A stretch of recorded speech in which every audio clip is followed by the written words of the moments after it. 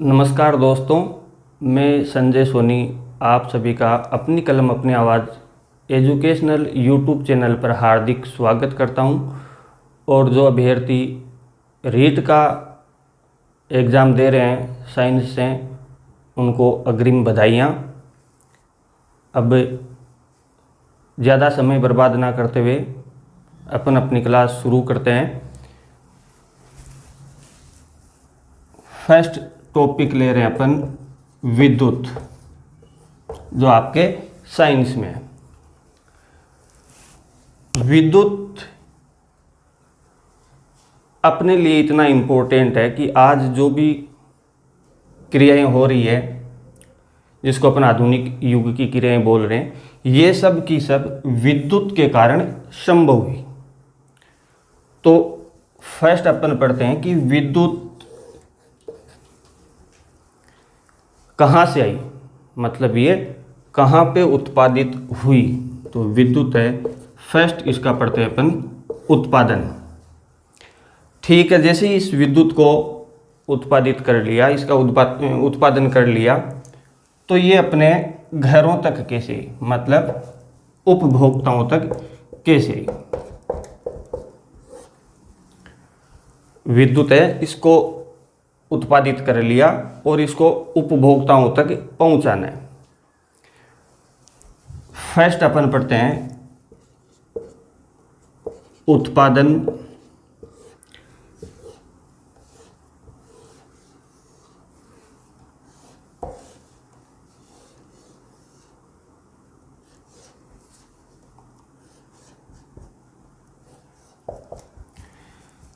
देखो दोस्तों, सबसे पहले विद्युत हुई उत्पादित किस रूप में? शक्ति के रूप में, जिसको अपन दर्शाते हैं P से। इसका मात्रक होता है, फर्स्ट इसका जो फॉर्मूला है P = VI होता है, जहाँ V है वो विभव होता है और I है वो धारा होती है। यहाँ V विभव है, विभव का मात्रक होता है वोल्ट, और धारा है, धारा का मात्रक होता है एम्पियर। तो पावर, शक्ति का मात्रक हो गया वोल्ट एम्पियर, जिसको अपन बोलते हैं वाट। तो शक्ति का जो मात्रक है वो हो गया वाट। क्वेश्चन क्या बन सकता है कि शक्ति का मात्रक क्या होता है, या तो वोल्ट एम्पियर या वाट। लेकिन इससे भी एक अच्छा क्वेश्चन लें तो वो ये हो सकता है कि इंडिया में जो पावर है वो कितने वोल्ट पर उत्पादित होती है। तो इंडिया में शक्ति है वो 11 kV 11,000 वोल्ट पर उत्पादित होती है।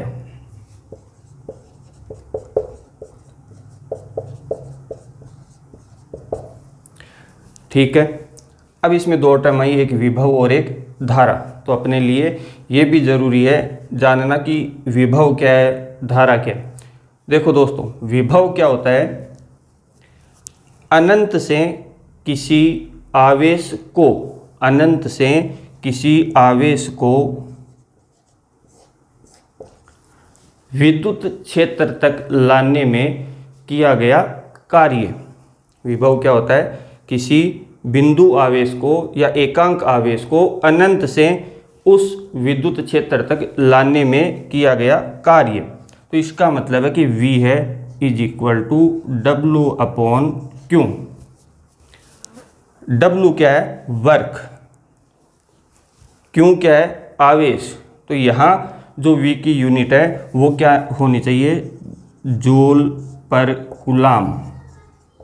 और ये जूल पर कूलाम है वो = होता है वोल्ट के। तो विभव का मात्रक क्या हो गया? जूल पर कूलाम या वोल्ट। अब आती है अपने बात धारा की।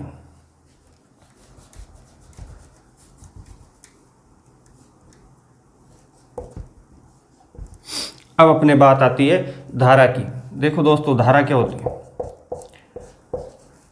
धारा है, उसकी डेफिनेशन होती है आवेश प्रवाह की दर, आवेश प्रवाह की दर, आवेश प्रवाह की दर है वो विद्युत धारा कहलाती है। अर्थात I is equal to D Q upon D T, upon में डी टी है तो इसका मतलब है कि ये रेट है, दर है। डी क्यू क्या होता है? आवेश, आवेश का मात्रक क्या होता है? कूलाम, और समय का मात्रक होता है सेकंड। तो यहाँ से अपने को ये पता चलता है कि धारा का जो मात्रक है वो क्या होता है? कूलाम पर सेकंड होता है। ये कूलाम पर सेकंड है, कूलाम पर सेकंड, ये इक्वल टू होता है 1 एम्पियर के। कब? जब किसी एक कूलाम आवेश को 1 सेकंड तक प्रवाहित किया जाता है तो अपने को जो धारा है वो 1 एम्पियर मिलती है। कब? जब एक कूलाम आवेश को 1 सेकंड तक प्रवाहित करते हैं तो अपने को 1 एम्पियर धारा मिलती है। ठीक है, यहाँ से अब आगे चलते हैं। उत्पादन में P is equal to V I, power पढ़ लिया। पावर क्या होता है? P is equal to V into I. Power की यूनिट देख ली, वोल्ट एम्पियर या वाट। पावर है वो विभव और धारा से मिलके बना होता है। अब यहाँ अपने को ये पता चला, इंपॉर्टेंट क्वेश्चन था ये, कि इंडिया में जो पावर है 11 केवी पर उत्पादित की जाती है। विभव पढ़ लिया, वर्क अपॉन आवेश, वर्क अपॉन चार्ज, धारा पढ़ ली, चार्ज अपॉन टाइम। यहाँ उत्पादित हो गई पावर। अब इस उत्पादित पावर को अगर मुझे ग्राहकों तक उपभोक्ताओं तक पहुंचाना है तो फर्स्ट तो उपभोक्ता कितने प्रकार के होते हैं? देखो, मुख्यतः उपभोक्ता 2 प्रकार के होते हैं, सिंगल फेस वाले और 3 फेस वाले। सिंगल फेस वाले हैं वो उपभोक्ता होते हैं डोमेस्टिक, जो घरेलू है, और 3 फेज वाले उपभोक्ता है वो होते हैं इंडस्ट्रियल। ठीक है, तो उत्पादन जहां हो रहा है वहां से उपभोक्ताओं तक पहुंचाने के लिए, इस पावर को पहुंचाने के लिए एक माध्यम की आवश्यकता होगी। तो ये माध्यम क्या होगा? माध्यम है वो होगा तार, चालक तार। माध्यम क्या होगा? चालक तार। चालक तारों के माध्यम से उत्पादन जहां हो रहा है वहां से उपभोक्ताओं तक अपन ये पावर पहुंचाते हैं। तो यहाँ 2 प्रोसेस होते हैं। उत्पादन जब होता है वो उत्पादित क्षेत्र से कंज्यूमर तक जब होता है तो यहाँ 2 प्रोसेस वर्क करते हैं। फर्स्ट है संचरण और सेकंड है वितरण। अगर ये पावर जीएसएस टू जीएसएस, अगर ये पावर ट्रांसफर है, पावर संचरण है, अगर जीएसएस टू जीएसएस हो रहा है, पावर का आदान प्रदान, एक जीएसएस है वो दूसरे को दे रहा है तो वो संचरण कहलाता है। यहाँ जीएसएस का पूरा नाम क्या होता है? Grid sub system. यदि एक जीएसएस है वो पावर को दूसरे जीएसएस तक भेज रहा है तो इसका मतलब है कि वो संचरण है। फिर मान लो यहाँ ये लास्ट जीएसएस था जिस पे ये पावर आ गई। अब इस जीएसएस से जो पावर है वो ग्राहकों को मिल रही है। तो जिस जीएसएस से ग्राहकों को पावर मिल रही है ये जीएस कहलाता है वितरण जीएसएस या डिस्ट्रीब्यूशन जीएसएस। एक बार स्क्रीनशॉट ले लो दोस्तों।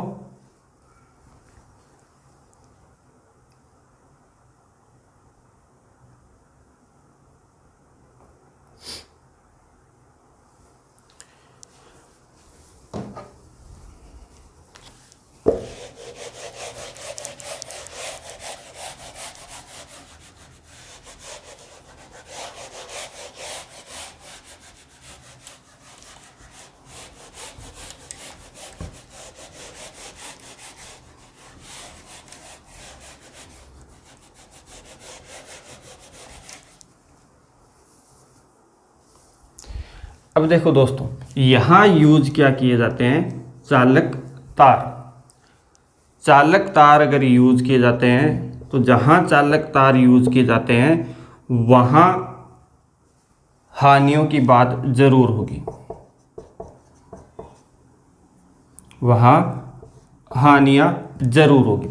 तो यहाँ जो चालक तार है इनमें हानियाँ होती है, वो P is equal to V I से, V इज इक्वल टू क्या होता है, V is equal to Ohm के नियम के अनुसार I समानुपाती है V।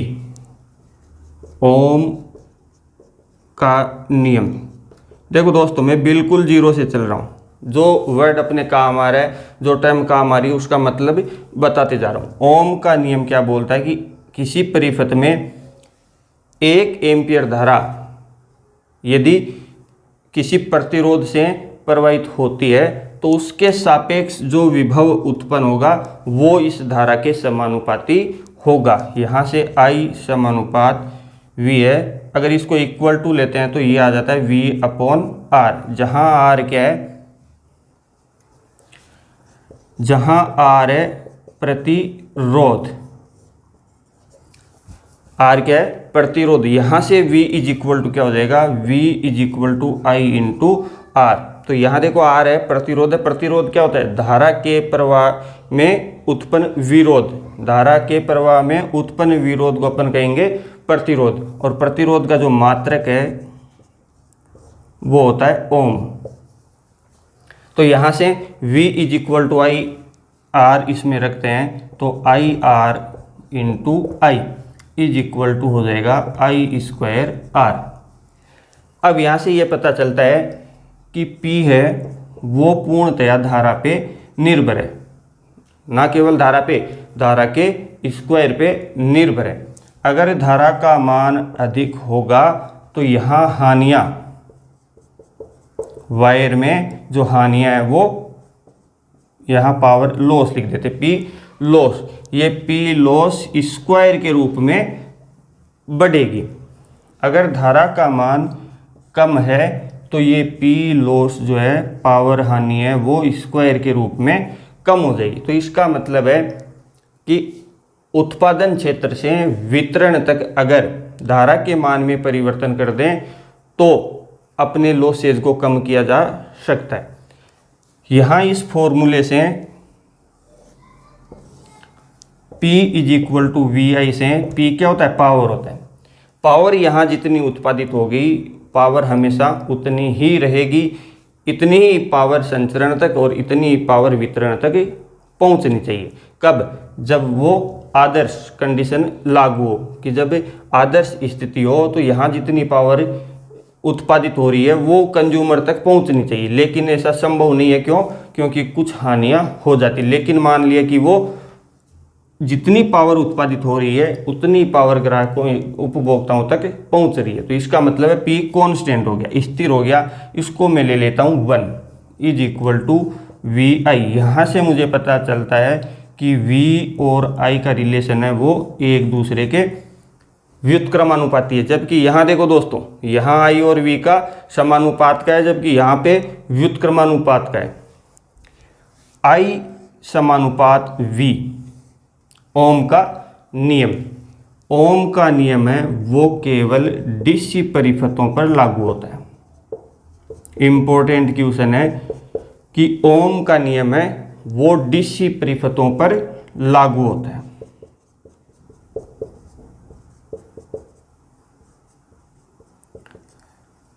कब, इसमें एक अवस्था भी रहती है, इसमें एक शर्त भी रहती है।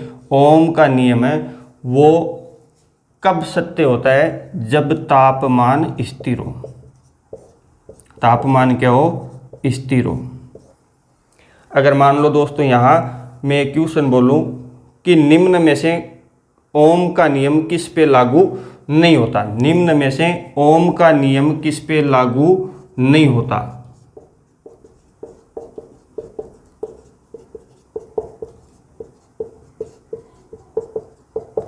फर्स्ट मान लो मैंने दे दिया डीसी परिपथ, सेकंड दे दिया मैंने अर्धचालक सी मैंने दे दिया ए एंड बी बोथ दोनों, और डी दे दिया इनमें से कोई नहीं। तो यहाँ फर्स्ट मुझे ये पता है कि ओम का नियम जब लागू होगा तो तापमान स्थिर होगा।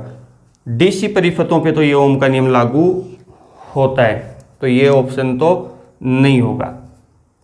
फिर मैंने देखा बी अर्धचालक, ये मेरा आंसर हो सकता है। क्यों?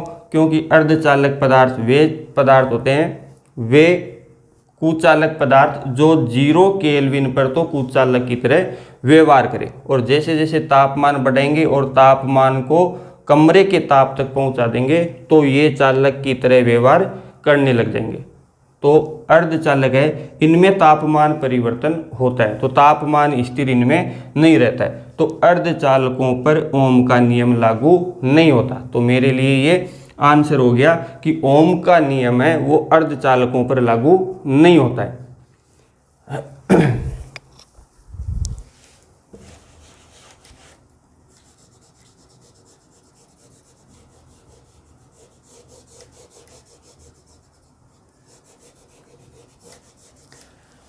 तो यहां से अपने को ये एक बार स्क्रीनशॉट ले लो।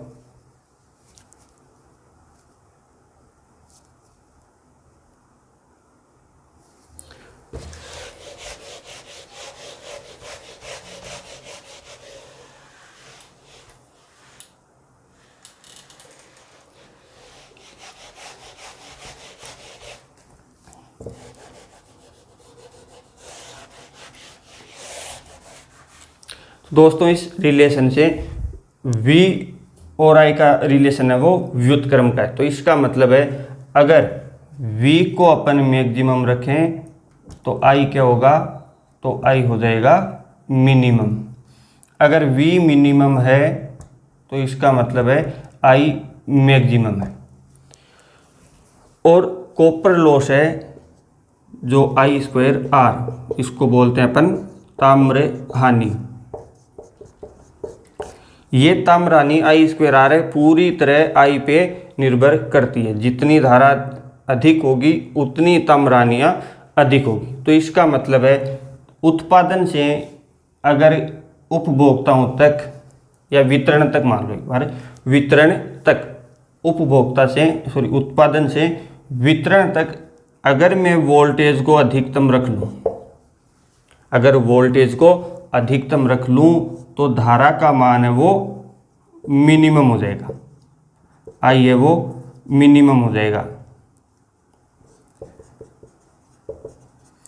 अगर I मिनिमम है तो यहाँ से अपने को पता कि P है वो I²R है, तो यहाँ P भी क्या हो जाएगा?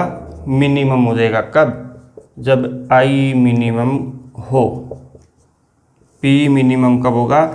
जब I मिनिमम हो। तो इसका मतलब है यहाँ से यहाँ तक अपने अगर वोल्टेज में कुछ इस प्रकार परिवर्तन करते जाएं कि धारा में परिवर्तन होता रहे, यहाँ अपने आप हो जाएगा। जैसे ही वोल्टेज को बढ़ाएंगे धारा ऑटोमेटिक कम हो जाएगी, जैसे वोल्टेज कम होगा धारा ऑटोमेटिक बढ़ जाएगी। क्यों? क्योंकि पावर है वो यहाँ पर ने क्या ले ली? कांस्टेंट। तो यहाँ उत्पादन से वितरण तक पावर को जब पहुँचाएंगे तो वोल्टेज में परिवर्तन करना है। क्यों? क्योंकि वोल्टेज जो है यहाँ उत्पादन है वो 11 kV पर होता है, जबकि उपभोक्ता अगर सिंगल फेज वाले हैं, अगर डोमेस्टिक है तो वो लगभग 220 वोल्ट सप्लाई में चाहते हैं। अगर ये 3 फेज है तो लगभग 440 वोल्ट इनको चाहिए। तो यहाँ तो बहुत ज़्यादा वोल्टेज उत्पन्न हो रहा है, वहाँ कम चाहिए। तो इसका मतलब है वोल्टेज में परिवर्तन अपन कर सकते हैं। अगर 11 kV पे मैं इसको ट्रांसफ़र करूं तो धारा का मान इतना कम नहीं होता कि जो ताम्र हानियाँ है, कॉपर लॉसेज है, वो कम हो जाए। तो प्रारंभ में क्या होता है, इस 11 kV को 33 kV में, फिर 33 को 66 kV में, फिर 66 को 132 kV में, फिर 132 को 220 kV में, और फिर 220 को 400 केवी में बदल दिया जाता है। तो इसका मतलब है कि वोल्टेज 11 केवी से 400 केवी तक पहुंच रहा है, तो मतलब कि वोल्टेज बढ़ रहा है। अब संचरण के बाद, संचरण से जब डिस्ट्रीब्यूशन तक वोल्टेज जाता है तो फिर से कम होता है। 400 से 220, 220 से 132, 132 से 66 और 66 से 33, 33 से 11 केवी। यहाँ लास्ट अपना जो जीएसएस है वो होता है 33 केवी का। ये 33 केवी वाला जो जीएसएस है वो वितरण है, वितरण में आता है, और ये जीएसएस है अपने को देगा 11 केवी। वो आगे कैसे बदलेगा वो अपन बात बाद में करते हैं। लेकिन यहाँ ये वोल्टेज में कमी या वृद्धि अपन कर रहे हैं, तो ये किसके माध्यम से कर रहे हैं? ये एक युक्ति होती है जिसको अपन बोलते हैं ट्रांसफॉर्मर। क्या बोलते हैं? ट्रांसफॉर्मर। ट्रांसफॉर्मर एक स्थैतिक युक्ति है। देखो यहाँ स्थैतिक युक्ति का मतलब क्या है कि ट्रांसफॉर्मर में कोई भी पार्ट घूमने वाला नहीं है। ट्रांसफॉर्मर में ऐसा कोई पार्ट नहीं है जो घूमता हो या रोटेट करता हो। तो फर्स्ट क्वेश्चन हो गया कि ट्रांसफॉर्मर है वो एक स्थैतिक युक्ति है। फिर देखो ट्रांसफॉर्मर में 2 कुंडली होती है। कौन कौन सी? फर्स्ट जो कुंडली है इसको बोलते हैं प्राथमिक कुंडली, और जो दूसरी कुंडली है उसको बोलते हैं द्वितीयक कुंडली। अगर प्राथमिक कुंडली में कोई धारा प्रवाहित होती है आईपी, आईपी का मतलब है प्राइमरी करंट। अगर यहाँ आईपी धारा कोई प्रवाहित होती है तो आईपी धारा के कारण इस कुंडली में एक फ्लक्स उत्पन्न होगा जिसको अपन बोलते हैं चुंबकीय क्षेत्र। यहाँ चुंबकीय कोई क्षेत्र उत्पन्न होगा, यहाँ एक फ्लक्स उत्पन्न होगा। जैसे जैसे धारा के मान में वृद्धि होती जाएगी या अधिक समय तक धारा प्रवाहित होगी तो यहाँ फ्लक्स की मात्रा में वृद्धि होती जाएगी, और ये फ्लक्स है जो द्वितीयक कुंडली या सेकेंडरी कोइल से इस प्रकार कनेक्ट हो जाएगा। याद रखना प्राथमिक कुंडली और द्वितीयक कुंडली के बीच में कोई भी फिजिकल कांटेक्ट नहीं है, इनके बीच में फिजिकल संपर्क नहीं है।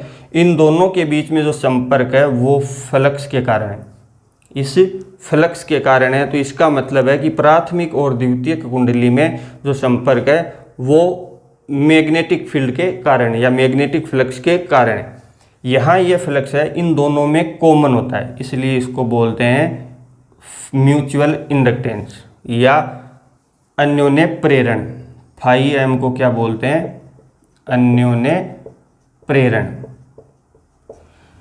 यही इस ट्रांसफॉर्मर का सिद्धांत होता है, अन्योन्य प्रेरण ही इसका सिद्धांत। अन्योन्य प्रेरण क्या बोलता है कि प्राथमिक कुंडली में धारा प्रवाहित करने पर द्वितीयक कुंडली में एक ईएमएफ उत्पन्न हो जाना। प्राथमिक कुंडली में धारा प्रवाहित करने पर द्वितीयक कुंडली में एक ईएमएफ उत्पन्न हो जाना। इस फ्लक्स के कारण सेकेंडरी में क्या उत्पन्न होता है? ईएमएफ, इलेक्ट्रोमोटिव फोर्स, विद्युत वाहक बल उत्पन्न हो जाता है। तो यह जो सिद्धांत है ये कहलाता है अन्योन्य प्रेरण का सिद्धांत, जो कि इस ट्रांसफॉर्मर का सिद्धांत है।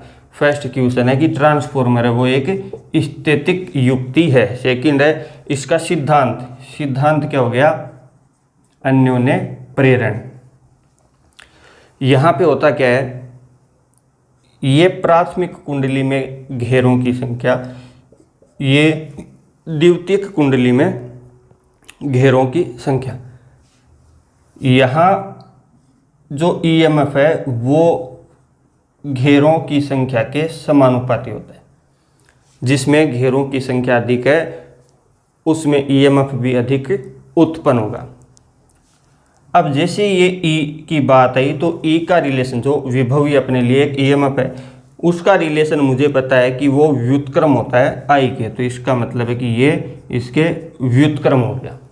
तो यहाँ से ये पता चलता है कि यदि प्राथमिक कुंडली का ईएमएफ लें तो वो किसके इक्वल होगा, प्राथमिक कुंडली में फेरों की संख्या के। तो E1 is equal to N1। तो अगर इसमें द्वितीय कुंडली को भी साथ में लें तो E1 upon E2 is equal to N1 upon N2 is equal to, यहाँ उल्टा हो जाएगा क्योंकि व्युत्क्रम है, तो यहाँ हो जाएगा I2 अपॉन I1 और ये इक्वल टू होता है 1 अपॉन K के। यहाँ जो ये K है, इस K को बोलते हैं ट्रांसफर स्थिरांक या ट्रांसफर कांस्टेंट।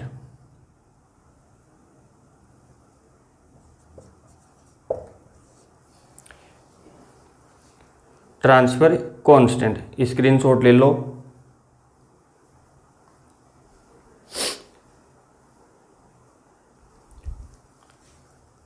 यहाँ से पता चलता है कि E1 upon E2 is equal to N1 upon N2 is equal to I2 upon I1। जिसमें घेरों की संख्या ज़्यादा होगी उसका EMF ज़्यादा होगा, लेकिन उसमें धारा कम होगी। तो इसका मतलब है कि ट्रांसफॉर्मर के माध्यम से अपन वोल्टेज के मान में कमी या वृद्धि कर सकते हैं। किसकी सहायता से, इन फेरों या घेरों की संख्या में परिवर्तन करके। क्यूसेनेट ट्रांसफॉर्मर है वो एक स्थैतिक युक्ति होती है। इसका सिद्धांत अन्योन्य प्रेरण का सिद्धांत है। इसमें धारा, वोल्टेज और फेरों की संख्या का रिलेशन ये होता है।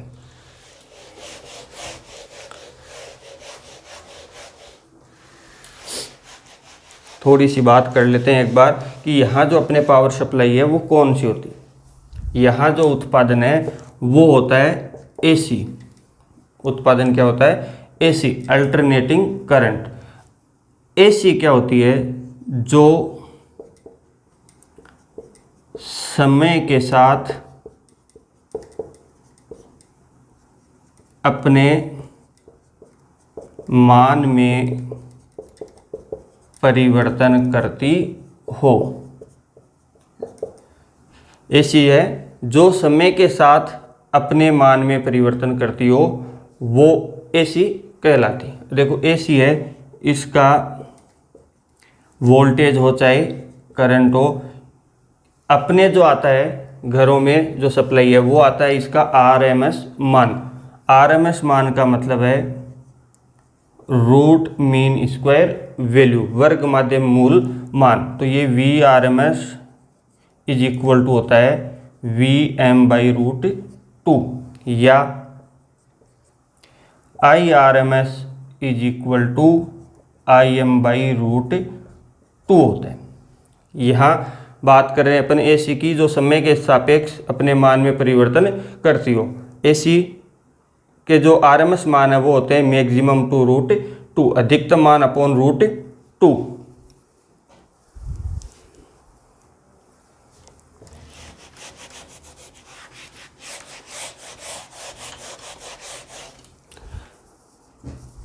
AC को साइन वेव से दर्शाते हैं।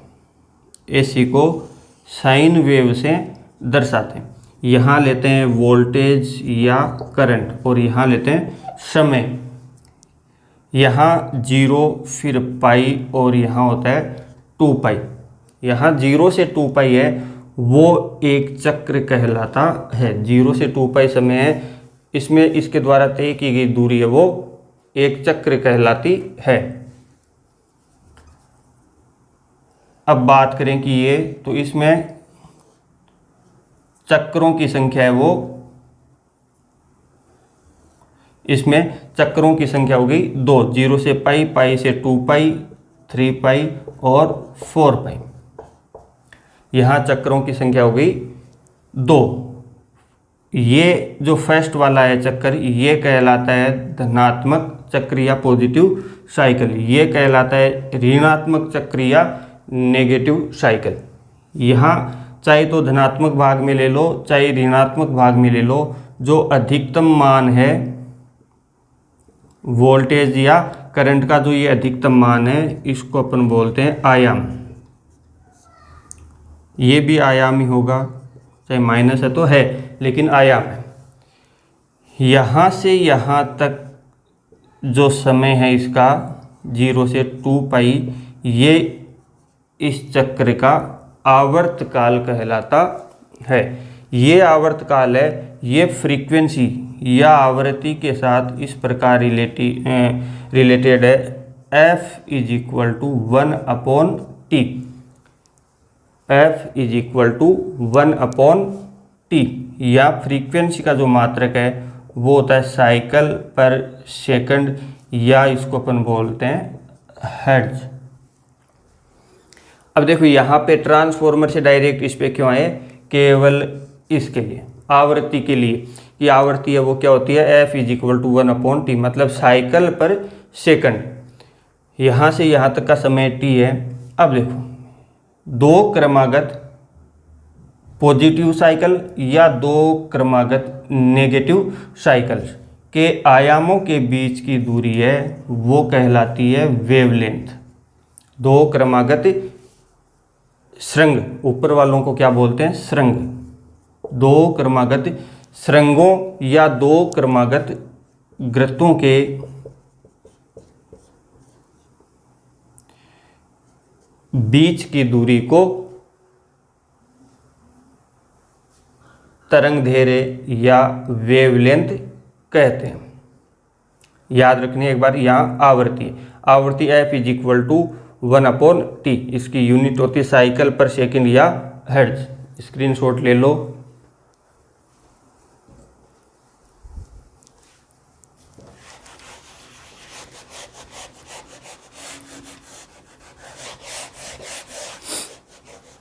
अपने इंडिया में जो पावर आती है उसकी फ्रीक्वेंसी होती है, आवृत्ति है वो होती है 50 हर्ट्ज। ये आवृत्ति होती है AC की। अब बात करें अगर DC की, तो DC धारा है वो धारा जो समय के सापेक्ष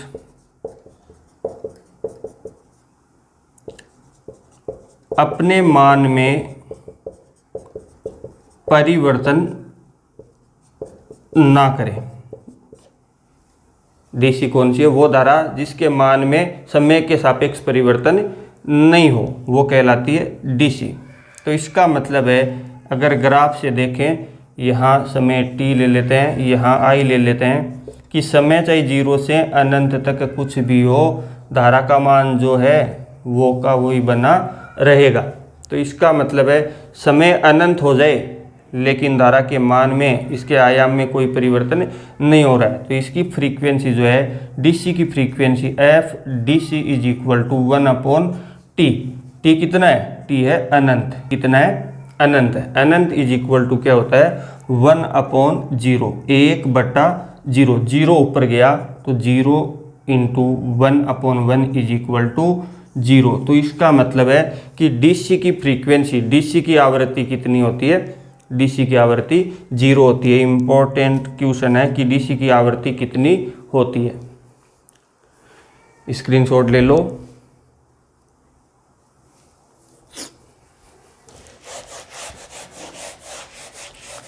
अब दोनों चीज समझ में आ गई कि AC की आवृत्ति है वो अपने इंडिया में 50 हर्ट्ज होती है, जबकि DC की आवृत्ति 0 होती है। अब फिर से अपन चलते हैं ट्रांसफॉर्मर पर, क्योंकि ये इम्पोर्टेंट पार्ट है अपने पूरे इलेक्ट्रिकल डिपार्टमेंट का। यहाँ से क्वेश्चन पक्का बनेगा। ये ट्रांसफॉर्मर था, यहाँ φm था, यहाँ पे IP थी और यहाँ पे IS है, यहाँ ES है, यहाँ पे EP है। अगर E1 E2 I1 I2 लेते हो तो भी ठीक है, E1 I1 N1 I2 E2 N2, या EP NP IP IS ES NS। अगर प्राइमरी है तो P से दिखा दो, सेकेंडरी है तो S से दिखा दो। अब यहाँ है कि अगर इस क्वेश्चन है, अच्छा क्वेश्चन है, अगर इस ट्रांसफॉर्मर को DC सप्लाई दें, DC सप्लाई दें तो क्या होगा। इंपॉर्टेंट क्वेश्चन है कि अगर ट्रांसफॉर्मर को अगर DC सप्लाई दें तो क्या होगा, देखो अगर यहाँ ट्रांसफॉर्मर में डीसी सप्लाई दे रहे हैं तो इसका मतलब है कि इसकी फ्रीक्वेंसी में कोई परिवर्तन नहीं हो रहा है, क्योंकि फ्रीक्वेंसी है वो 0 है। तो होगा क्या, जैसे जैसे यहाँ धारा का प्रवाह होता रहेगा वैसे वैसे यहाँ फ्लक्स उत्पन्न होगा, यहाँ फ्लक्स है वो उत्पन्न होगा। ये फाई डीसी के कारण, ये फ्लक्स है वो डीसी के कारण उत्पन्न हो रहा है। एक चीज़ बताया था कि प्राइमरी और सेकेंडरी के बीच में कोई भी फिजिकल कांटेक्ट, कोई भी फिजिकल टचमेंट नहीं है। यहाँ इनके बीच है जो संपर्क है वो फ्लक्स के कारण होता है, और इनके बीच में माध्यम है वो कुछ भी हो सकता है, मान लो भी एयर है। तो यहाँ क्या होगा, ये फ्लक्स है वो इतना अधिक नहीं होगा कि वो यहाँ से इस सेकेंडरी को कनेक्ट कर सके। तो यहाँ सेकेंडरी को कनेक्ट नहीं कर पाएगा, वो लगातार इसके साथ बना रहेगा। तो लगातार इसके साथ बना रहेगा, तो कुछ समय बाद डीसी सप्लाई दें तो क्या होगा कि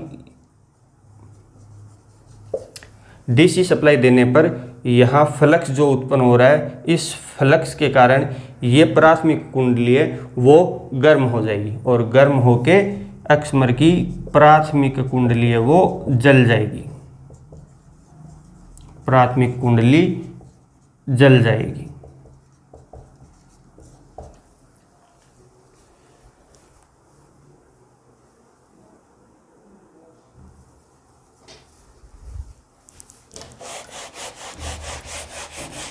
तो इसका मतलब है कि अपने ट्रांसफॉर्मर की सहायता से अपन वोल्टेज का स्टेप अप या स्टेप डाउन कर सकते हैं।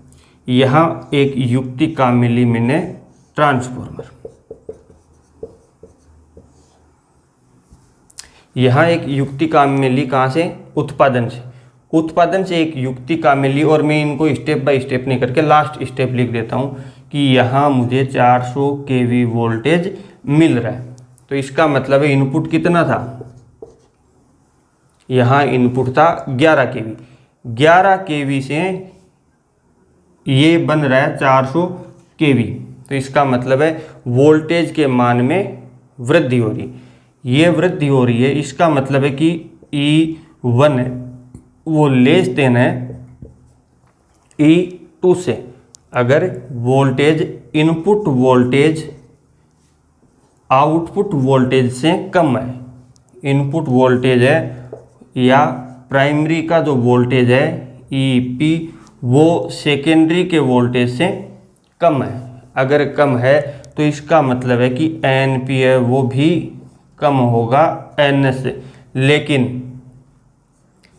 IP है वो ग्रेटर देन होगा IS से, कि प्राथमिक कुंडली से द्वितीयक कुंडली की धारा है वो अधिक होगी। यहाँ वोल्टेज को ये कम से अधिक कर रहा है, धीरे धीरे क्या कर रहा है, अधिक कर रहा है। तो ये जो करेगा वो ट्रांसफॉर्मर होगा स्टेप अप ट्रांसफॉर्मर। सेकंड बात आती है, 400 तो हो गया, लेकिन अब मुझे धीरे धीरे इसको कम करके 33 kV तक पहुंचाना है। तो इसका मतलब है फिर से कोई एक युक्ति अपन काम में ले रहे हैं। ये हो गया अक्षमर 2 और ये हो गया 1, और यहाँ पे अपने को आउटपुट मिल रहा है 33 kV वोल्टेज के मान में। मतलब अब अपने लिए ये 400 kV जो है ट्रांसफॉर्मर 2 के लिए हो गया इनपुट, और ये 33 kV है वो हो गया आउटपुट। इसका मतलब है कि 400 से 33 हो रहा है, तो E1 है वो ग्रेटर देन है E2 से, या EP है वो ग्रेटर देन है ES से। तो NP है वो ग्रेटर देन होगा NS से। तो इसका मतलब है IP है वो लेस देन होगी IS से। अगर इस प्रकार का कोई ट्रांसफॉर्मर है जो वोल्टेज के मान को अधिक से कम कर रहा है, तो वो होगा स्टेप डाउन ट्रांसफॉर्मर। ये ट्रांसफॉर्मर है वो होगा स्टेप डाउन ट्रांसफॉर्मर। तो स्टेप डाउन ट्रांसफॉर्मर फर्स्ट है वो है स्टेप अप ट्रांसफॉर्मर, और ट्रांसफॉर्मर 2 है वो है स्टेप डाउन ट्रांसफॉर्मर। क्वेश्चन हो गए कि ट्रांसफॉर्मर का सिद्धांत अन्योन्य प्रेरण, ये एक स्थैतिक युक्ति है। इसमें जब डीसी सप्लाई देंगे तो इसकी प्राइमरी कोइल वो जल जाएगी। अगर इसके इनपुट से आउटपुट वोल्टेज अधिक है तो इसका मतलब है कि वो स्टेप अप ट्रांसफॉर्मर है। अगर इसके इनपुट वोल्टेज से सेकेंडरी का या आउटपुट का वोल्टेज कम है तो वो स्टेप डाउन ट्रांसफॉर्मर कहलाएगा। स्क्रीनशॉट ले सकते हो।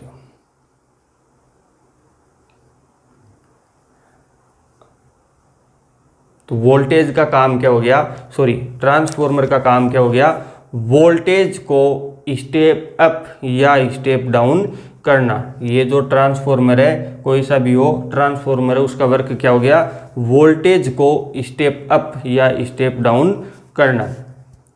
यहाँ अपने वोल्टेज को स्टेप अप या स्टेप डाउन क्यों कर रहे हैं, वोल्टेज को स्टेप अप करते हैं तो धारा के मान में कमी हो जाती है, और धारा के मान में कमी होती है तो इन तारों में होने वाले ताम्र हानियों को या आई स्क्वायर हानियों को अपन कम कर सकते हैं। तो ये कॉपर लॉसेज जो है या ताम्र हानि है, इनको कम करने के लिए वोल्टेज के मान में अपन वृद्धि कर देते हैं तो धारा ऑटोमेटिक कम हो जाती है।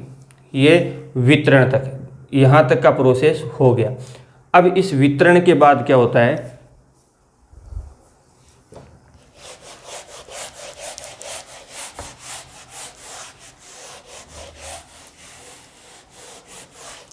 इस वितरण के बाद यहाँ वितरण शुरू होता है। यहाँ से 11 केवी अपने को आउटपुट मिलता है।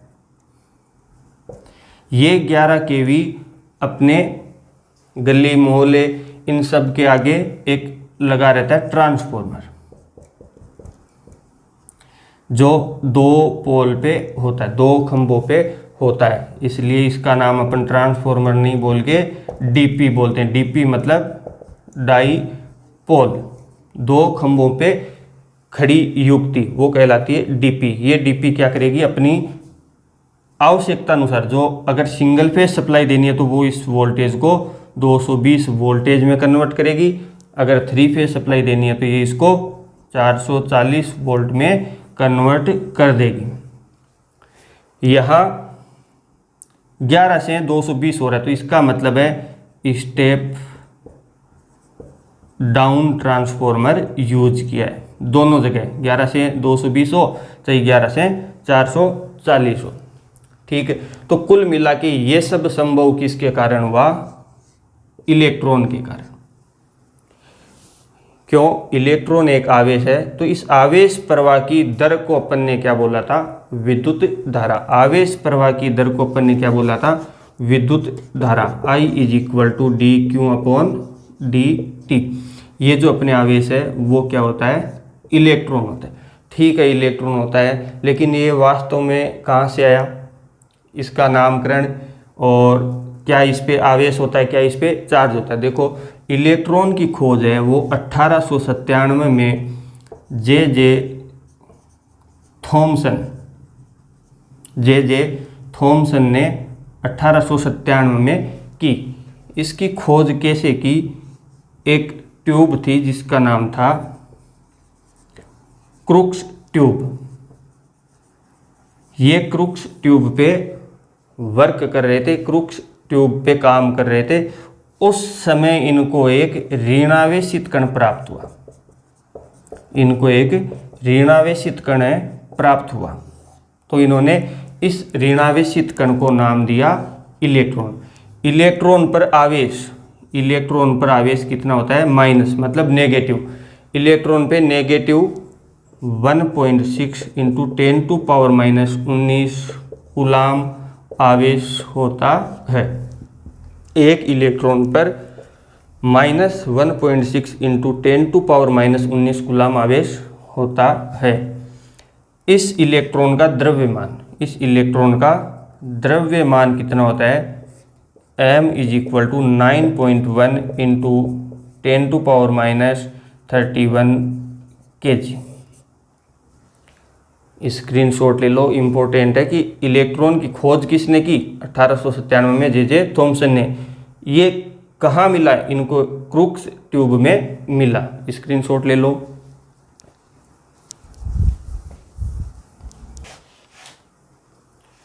चलो दोस्तों, धन्यवाद, थैंक यू। आगे नेक्स्ट क्लास में देखते हैं अपन। दोस्तों रीट की तैयारी कर रहे हैं तो आप अनअकैडमी डाउनलोड कीजिए। यहाँ पे आप देख सकते हैं फ्री प्लान है अनअकैडमी के 500 plus free live classes every week with live doubt clearing. ठीक है, weekly free mock test, free live quizzes with 20,000 plus question हैं। और दोस्तों daily T20 free live cues होते हैं, 20 क्वेश्चन 20 मिनट में। आपको करना क्या है, अनअकैडमी लर्निंग ऐप डाउनलोड कीजिए। डाउनलोड करने के बाद मोबाइल नंबर मेल आईडी लगा के आप लॉगिन करना है। लॉगिन करने के बाद दोस्तों गोल में सेलेक्ट करना आपको RPSC, गोल के अंदर सेलेक्ट कीजिए RPSC। उसके बाद फ्री लाइव क्लासेस देख सकते हैं। ये लाइव क्लास इस प्रकार से चलेगी आपकी। ठीक है, उसके बाद आप इनवाइट कोड मांगे आपसे, इनवाइट कोड में लगा दीजिए AKAA, जिससे आपको किसी भी कोर्स पर विशेष डिस्काउंट भी मिलेगा और आप फ्री क्लासेज फ्री टेस्ट हैं वो भी देख सकते हैं। AKA लगाने के बाद, ये कोड लगाने के बाद आपको यहाँ से अनलॉक कर लेना है। ठीक है, तो दोस्तों आशा करता हूँ अगर वीडियो पसंद आए तो लाइक कर देना, शेयर कर देना, और चैनल पर आप नहीं है तो सब्सक्राइब जरूर करें। यहाँ पर आपको एकदम सही सटीक और विश्वसनीय खबरें मिलती है, इसलिए सब्सक्राइब करके बेल आइकन जरूर दबा लें। धन्यवाद, मिलते हैं नेक्स्ट वीडियो में। जय हिंद, जय भारत।